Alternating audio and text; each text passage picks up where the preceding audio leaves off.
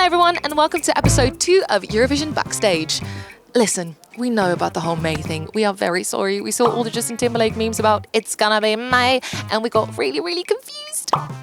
Anyway, so for today's episode, we have an interview with people from the content studio, Samantha from Eurovision.tv, and we explain a bit more about the whole rehearsal posting thing. So here is episode 2.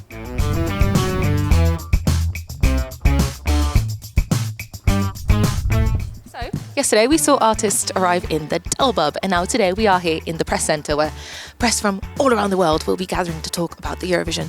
Speaking of talking about the Eurovision, yesterday I asked you guys what topic you would like to hear about, and there was an overwhelming response about the rehearsal footage. So here's what I know.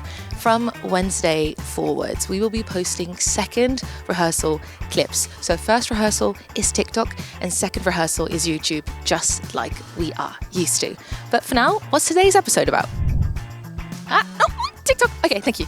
So today's episode of Eurovision Backstage is all about the content studio. Artists don't just perform here. They do loads of press. And one place that they go to is that content studio. We'll be talking to Corinne and Liv. Liv? Hello. We're in the content studio, aren't we? Yes, we are. Yes. And it's a lovely content studio. We have so many things going on. Vespa. Balls. White screen. White screen.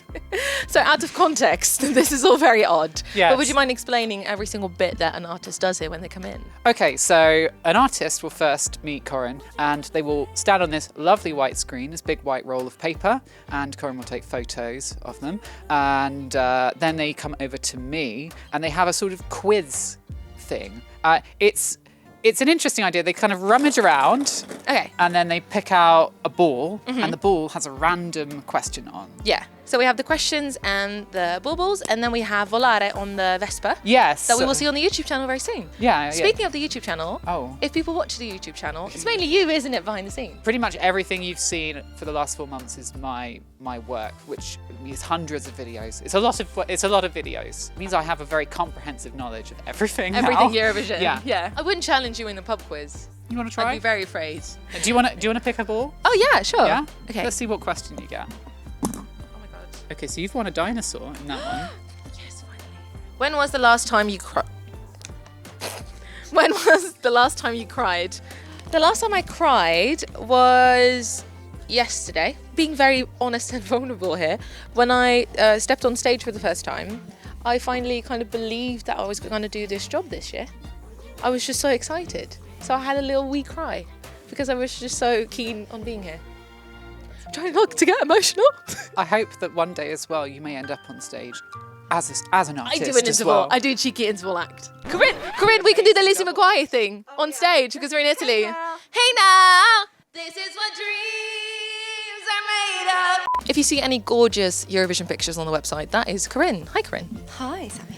So where can people find all of your pictures for this year? Yeah, well, they'll be going on the website. I think eventually they'll filter over onto the Instagram and stuff like that. But they're basically mostly for kind of making sure that there's consistency across all the delegations because everyone's being shot here the exact same way, the exact same lighting. So I'm just trying to capture their personalities and essence, yeah, because it's just nice. And every artist does want to have a different vibe, don't they, depending on the genre of their music and kind of who they are as an artist as well. Yeah, absolutely. So it's been really nice. Everyone's been so lovely.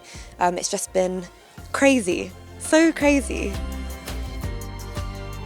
I just like all the excitement and dynamic of both performing and doing the press. I love this job, and I think every aspect of it is equally important, both on stage and backstage. So I'm enjoying meeting new people, chatting, and of course performing my song on that amazing stage.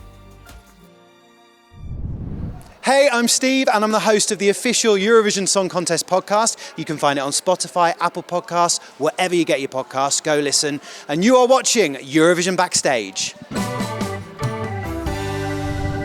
Just like our artists and press, TV shows also travel all around the world. And one of those TV shows is Eurovision because there's now an American version and a Canadian version next year. And someone that knows all about America is Eurovision.tv's own Samantha. So my British accent is fake, but your American accent is very, very real. You're one of the only Americans walking around and working here. So would you mind telling me how you got into Eurovision? I have been a fan since time immemorial, it feels like. But in reality, I really started kind of kicking into high gear when I was at university. Went to a school with a really big international population, and all of my European friends every spring would be chattering away about this contest. And I became absolutely hooked.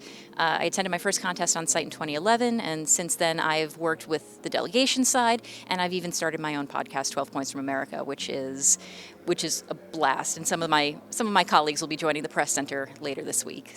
And so you started in the press room just next to us, and now you're working for the Eurovision itself. So would you mind telling me more about what you do on Eurovision.tv? Absolutely. I started as a writer, and I'm continuing as a writer. I'm providing content and sort of written profiles on a lot of the artists this year. Basically, whatever the EBU decides to throw at me, I will just sit at my keyboard and type away at.